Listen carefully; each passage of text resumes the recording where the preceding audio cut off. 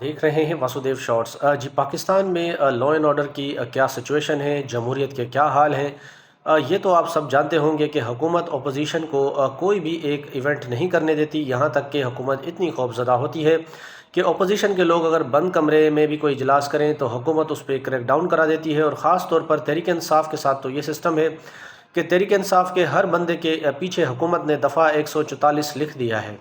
हुकूमत से टक्कर लेने के लिए जो है अपोजिशन का इत्तेहाद इकट्ठा हो रहा है। 2 रोज़ा कॉन्फ्रेंस का ऐलान किया गया कौमी।